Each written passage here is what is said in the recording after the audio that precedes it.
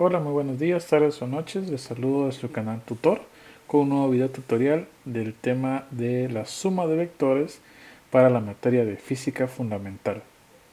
Antes de empezar les recuerdo que dejen su like, que se suscriban si el video les ha gustado y que compartan con sus amigos para así crecer y llegar a más personas. Sin decir más, vamos ahí.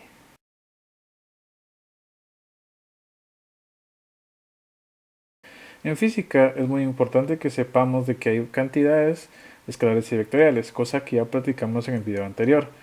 Si no lo han visto, búsquenlo en la lista de reproducción de física. Pero ahora vamos a ver cómo es que se suman los vectores. Sucede de que para sumar vectores tenemos dos métodos, el método gráfico y el método analítico. No obstante, yo les recomiendo que el método gráfico no lo hagan debido a que los datos y resultados son más inexactos en comparación a un método analítico. Pero antes de empezar es importante definir ciertos aspectos de la suma de vectores. Cuando tenemos un vector, tenemos que entender de que un vector puede tener una componente en X, que sería en este caso la horizontal, y un componente en Y, que sería la vertical. Técnicamente nuestro vector en este diagrama sería el AX y el AY. Entonces cuando nos dan ese tipo de datos nos piden encontrar un vector resultante. En este caso el vector resultante, si fuera un método gráfico, sería la suma de esta figura, dando como resultado esta flechita. Este sería el vector resultante en el método gráfico. Pero como les digo, no les recomiendo que utilicen el método gráfico, sino que el método analítico. Entonces, es importante que sepamos de que media vez tengamos componentes, tenemos que descomponerlos.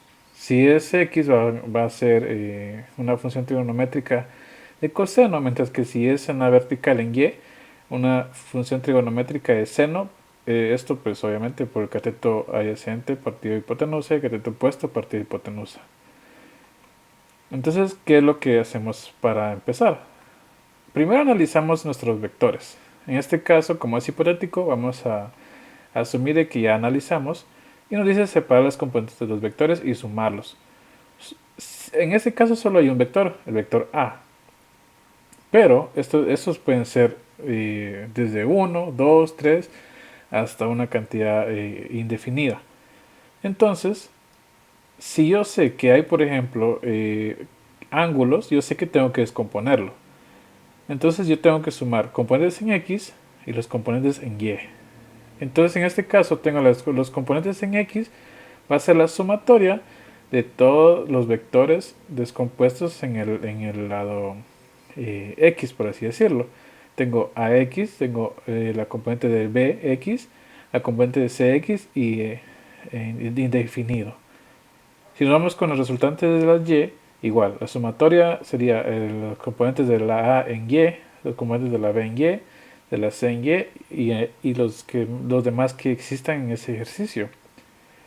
Luego de sumar todos los componentes de cada uno de los vectores para tener una R, en este caso una R, eso no importa, no hace ninguna diferencia, puede ser cualquier letra, y la sumatoria de los X y la sumatoria de las componentes en Y, procedemos a obtener el valor resultante. ¿Y cómo se obtiene analíticamente? Bueno, simple y sencillamente decimos que el valor del vector resultante va a ser igual a la raíz cuadrada de la componente en x al cuadrado más la sumatoria, ahí se recuerdan, la sumatoria de x al cuadrado más la sumatoria de y al cuadrado. ¿Dónde hemos visto esta fórmula? En el teorema de Pitágoras. Entonces son fórmulas con las que estamos familiarizados. Finalmente, en los vectores, como en el video anterior explicamos, tiene dirección, tiene un sentido. Entonces, no nos basta con tener el valor de la resultante. Tenemos que calcular la dirección de la resultante. Y esto también es muy sencillo. El ángulo de la dirección de esta R, en este caso esta R sería la A mayúscula, que sería la flecha roja, es igual a la tangente inversa de la división entre la sumatoria de los componentes en Y partido la sumatoria de los componentes en X. Tras esta operación nos daría un ángulo, que ese sería el ángulo de la dirección de ese vector, sin mayor complicación, y es todo lo que tenemos que hacer para sumar un vector. No hay nada complicado. Ahora vamos a resolver un ejercicio que nos dice lo siguiente. Un río fluye hacia el sur a una velocidad de 25 km por hora, mientras que una embarcación desarrolla una velocidad máxima de 60 km por hora en el río mencionado. La embarcación avanza a su máxima velocidad hacia el oeste y nos pregunta que cuál es la velocidad y dirección resultante de la embarcación, o sea, velocidad resultante. Lo primero que hay que hacer es ver hacia dónde se están moviendo. Entonces tenemos que entender de que cuando nos dan direcciones, por si no lo saben aún, las direcciones norte, sur, este, oeste, es como un plano cartesiano, donde simplemente cambian, en vez de ser una Y positiva, aquí va al norte, justo a la inversa va al sur, en vez de Y menos Y, esto sería el sur, la X positiva sería el este, mientras que la X negativa sería el oeste. Es importante recordar que si bien cambian los nombres, por así decirlo, los signos, o sea, positivo y negativo, sí hay que tomarlos en consideración al momento de hacer una suma de vectores. Entonces, primero empecemos con la velocidad del río. La velocidad del río me dice que es hacia el sur, a 25 km por hora. Analizamos. El sur es hacia abajo, donde estaría la Y menos Y, y entonces decimos, como no nos dice que hay ángulo, en ningún dato nos dicen que hay un ángulo, vamos a asumir que su movimiento es en línea recta. Por ende, quiere decir que si va hacia el sur, no hay movimiento en X.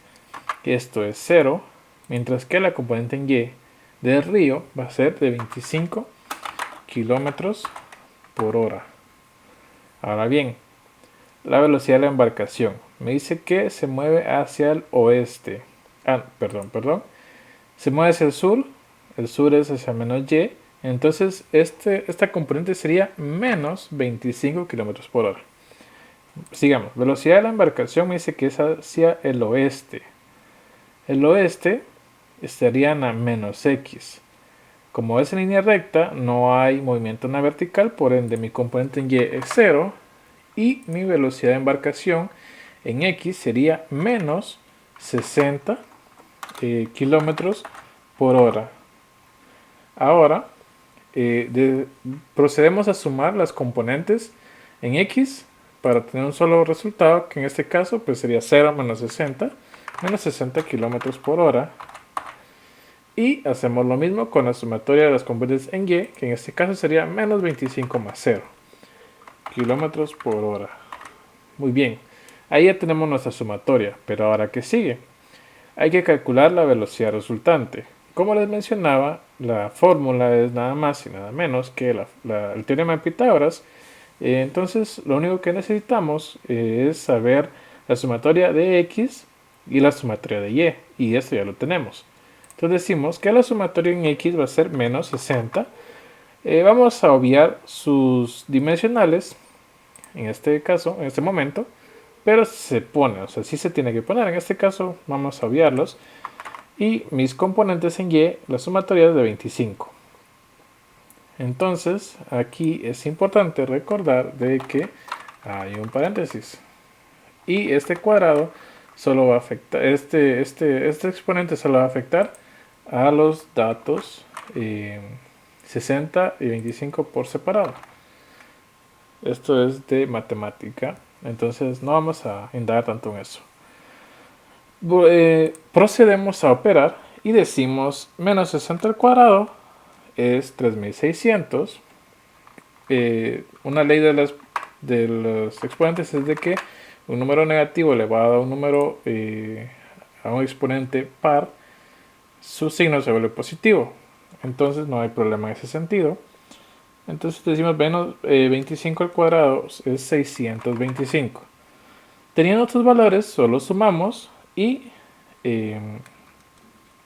operamos la raíz cuadrada, lo cual nos daría la raíz cuadrada de 3600 más 625, lo que nos da un valor de 65 kilómetros por hora. Este sería nuestro vector resultante. Ese sería el vector resultante de la velocidad. Pero como se los expliqué en el video anterior, si no lo han visto, búsquenlo en la lista de reproducción. Un vector, para ser vector, necesita unidad, una magnitud, una dirección y un sentido. Por eso necesitamos saber cuál es su dirección. En este caso, pues también es una operación muy simple. Solo la tangente inversa de la división de la sumatoria de la componente en y, que en este caso sería menos 25. Siempre recuérdense poner el signo partido de la sumatoria de la componente en x, que sería menos 60. Igual aquí las dimensionales se ponen, pero pues en este caso vamos a omitirlo. Entonces esto nos daría tangente inversa de menos 25 partido menos 60, lo cual nos da un ángulo de aproximadamente 22.62 grados. Vamos a poner su signo de grados, su simbolito, y aquí está, su símbolo de grados. Entonces, pero eso no es todo. Así como tenemos la dirección, tenemos que tener un sentido. Entonces, 22.62 grados, ¿hacia dónde? Resulta que en lo que son las coordenadas geográficas, tenemos se utilizan especialmente dos formas de dar una coordenada. Podemos decir que son 22.62 grados a partir del sur hacia el oeste o hacia el este. O podemos tomar todo a partir del norte, sería norte tantos grados. En este caso, para hacerlo sencillo, vamos a tomar por cuadrantes, que sí se llamaría, y vamos a dar su dirección. Como yo sé que en el oeste hay un vector y en el sur hay otro vector, yo esperaría de que mi vector resultante esté en este cuadrante. Por ende, quiere decir que mi dirección va a ser 22.62 grados en dirección sur-oeste, porque está en este cuadrante. Entonces, a partir del sur, me muevo 22.62 grados hacia el oeste. Entonces, aquí yo tendría aproximadamente mi vector resultante, como por acá aproximadamente. Y ahí sería nuestro vector resultante, y este es el dato que nos estaría dando. Entonces, finalmente, mi valor de la resultante es igual a 65 kilómetros por hora en una dirección de... aquí podemos escribirlo de dos maneras. Podemos escribirlo como sur 22.62 22.62 oeste, que así se escribiría comúnmente. O podemos escribirlo simplemente como una dirección de 22.62 al suroeste. Y simple. Ahí está mi resultado de mi vector resultante y su dirección. Entonces no hay tanta complicación en ese sentido. Entonces eso es todo por hoy. Espero que les haya gustado el video. Espero que haya resuelto sus dudas. Cualquier comentario o sugerencia háganos saber en los comentarios. No se olviden de darle like al video, de suscribirse al canal y de darle like a la página de Facebook para más información. Sin decir más, eso es todo.